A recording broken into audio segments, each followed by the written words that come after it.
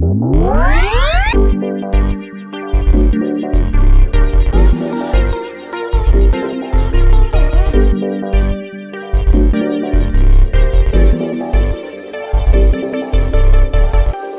everyone, welcome to another episode of Canadians with Disabilities and Their Allies.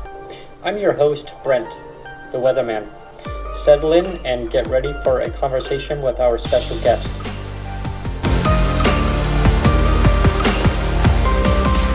Good afternoon everyone. I'm just wanting to I'm really excited to introduce Mike Morrice, the first ever Green MP to be elected in Ontario from Kitchener Centre. Welcome, Mike. Thanks so much, Brent. Good to be with you this afternoon. Yes, thank you. It's my pleasure. And today we'll be talking about people with disabilities and the impact that the pandemic has had on them, and economically, financially, obviously, and emotionally, and there's so many topics, and I guess more of just a generalized impact, and I appreciate you joining in as an ally. I know you're a very strong advocate. Perfect.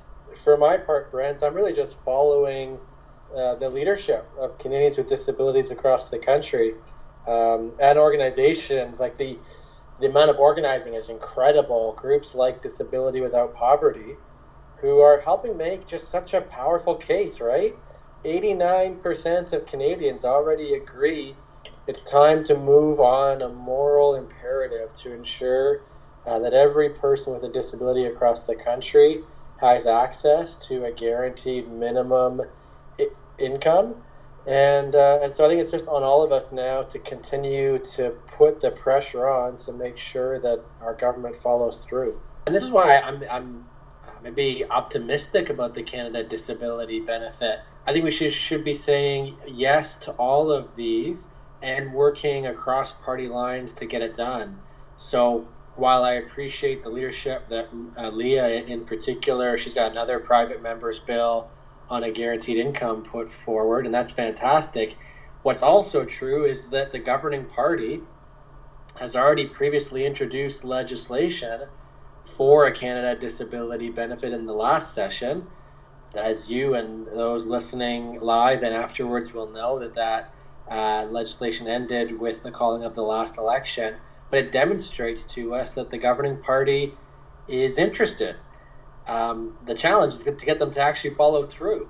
And so while we need to continue to make the case with other parliamentarians with respect to a guaranteed livable income writ large in the very short term, well, we also know that it's Canadians with disabilities who are disproportionately living in poverty, both in my community in Kitchener and across the country. And so to me, part of what I'm learning in my time in Ottawa is where there is the most constructive opportunity to advance legislation that will directly improve the lives of people in our communities. And to me, this is just exactly that. That we know there's interest from the governing party. It wasn't in the throne speech. And so collectively, we need to continue to put the pressure on to ensure that when they're having a conversation at the cabinet table around what the next legislative priority should be, that the Canada Disability Benefit can get to the top of that list. And then also, as you and other listeners may have seen, that we ensure that they involve Canadians with disabilities every step of the way. Oh, absolutely. It's all in the details. Maybe Brent, you want to share more, but the details of how this gets rolled out is so important. Oh, it's very imperative that nobody will be left behind.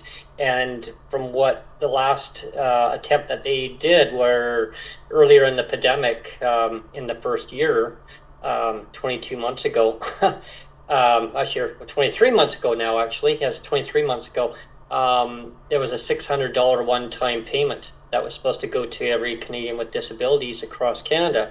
It only went to maximum 1.2 million disabled Canadians out of over 6 million. The ones who maybe had a DTC, a disability tax certificate, right? So, but not everybody qualified for that. And so that was a good example there that there was inequalities in the system, that people were left behind. they had trouble distributing it out, but I mean, they didn't have trouble. Liberal government. I mean, they didn't have trouble getting that CERB out. I mean, it was out there pretty quick, and then of course within 4 days, $750 billion out to banks. I mean, so but people with disabilities were left out in the equation, out of the budget. There was no mention whatsoever for any help. Anyone in the country can at any time become disabled, or they're born with it, and they should never be left behind to say, well, we're not just as important as anybody else. And I'm sure that a lot of people echo what I'm saying on that, is that every person is a citizen in Canada, and they should be treated equally, and they should have enough money to basically pay for the basic needs in life, like the rent, because rents are so high in Canada, as we know. This is why I don't know how some are getting by. I had a chance to talk about this in the chamber earlier this week. For those of us in Ontario, living on the Ontario Disability Support Program, well, ODSP, my last understanding was the shelter allowance, the amount for rent is $497. That's I know, and that doesn't even come in, not even 1/3 of what the actual market rent is out there. I mean, in BC alone, ours is $375, and I can give you an example. I have some people who lived in a unit right across the hall from me, and they just got evicted out because they couldn't afford their rent. Yeah, and sadly, 3 notices, and so they had to be, sent on their way. Well, that same unit was rented for $1,250 a 1 bedroom.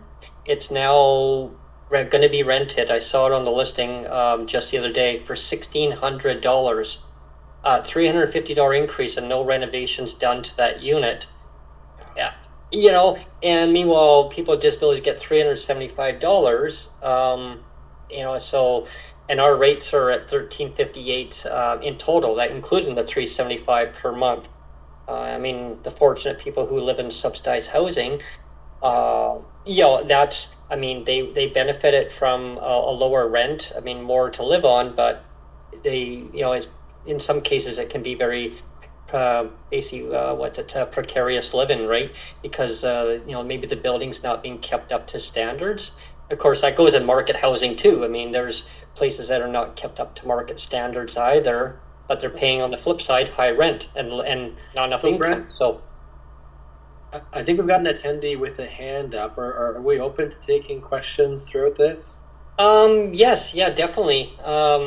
If anyone wants to ask any questions, feel free to put your hand up.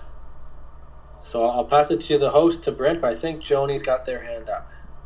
Okay, Joni, go ahead. Hi, Mike. Thank you for coming. I'm in Ontario with you. You're just up the road from me. I'm in Windsor. Actually, LaSalle, Ontario. Every month is a struggle for me.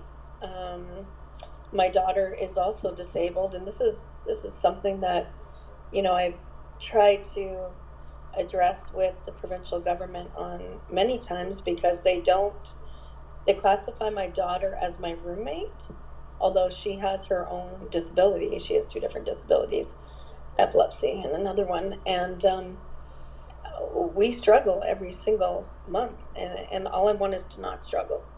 It's embarrassing and humiliating to have an Amazon wish list. It's embarrassing to ask for help. Thank God for friends and people in my life. And my fear is they're talking about it, but they're not saying, okay, we'll give you a federal benefit, but will they take a clawback provincially if you collect that federal benefit? Mm-hmm. And in Ontario, you can't even be married. You can't even get married, because then they claw back your spouse's income. So I don't know, Brent, if that's the way it is in BC or not. Yes, it is. Yeah, so see, it's the same there. It's ridiculous. So they really take your life away from you. And I think what they should do is just, if they can't do it properly throughout each province. Take it away from the provinces, do it federally, but do it right. Thanks, Joni. Well, if I can share kind of on that, Brent, Joni, your line there, I think you said earlier, all I want is to not be struggling. And isn't that just such a reasonable request to be making? That we should be in a country where no one has to struggle the way you were describing. And I really don't know. I don't have the experience of what it's like to at the end of the month try to put up the numbers to say how will you get by on 1169.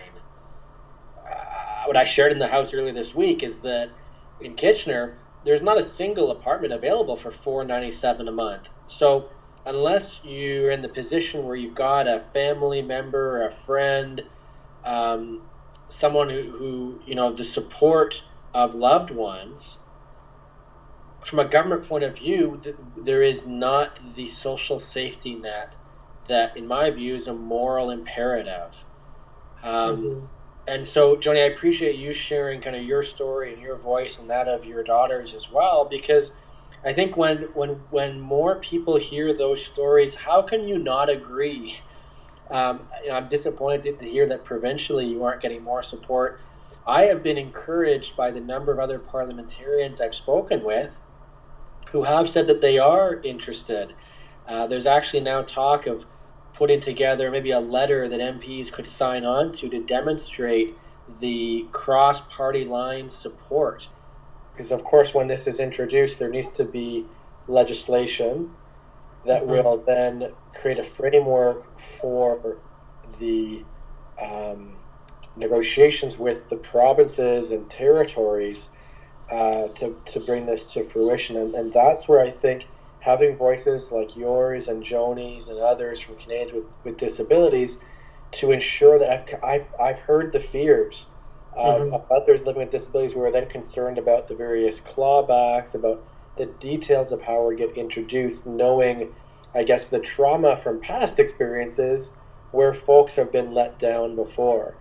And so I think it's important for us to be mindful that while we're currently advocating for the legislation to get introduced, the advocacy doesn't end there. Step one is to move it to the top of the legislative agenda. Once we accomplish that, and I am confident that we will accomplish that, then it will be about how we continue to ensure that your voices are at the table, so that it's rolled out in an appropriate way.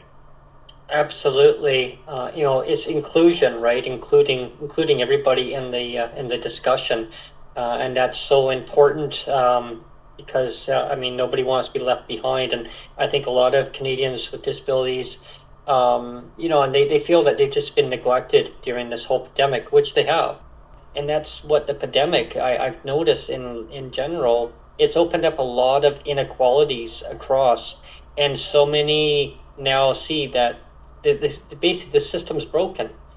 So the most helpful thing you can do right now is actually to email your MP to let them know that you support the Canada Disability Benefit. And then the best place to go, in my view, to kind of keep connected with the campaign, Brent, you might have some other ideas, but I would go to Disability Without Poverty. Mm-hmm. Okay. They've got a great page on the benefit. We're going to be doing some more work together, my team and the Disability Without Poverty team. And so, while I don't want to reveal any secrets out of order, we're gonna continue to offer ways to push. And I think the best way. So, for those that aren't already familiar, if you go to disabilitywithoutpoverty.ca, I think that's the best place. But it's such a good question to close for how we can continue this advocacy work, because it's really just getting started. Thanks for the invitation. It's a real honor. I'm not sure you know what an honor to be asked on into a conversation like this. It really means a lot. So thanks for ending my week on a high note, and certainly let me know when you'd like to have a follow-up. Very happy to have that.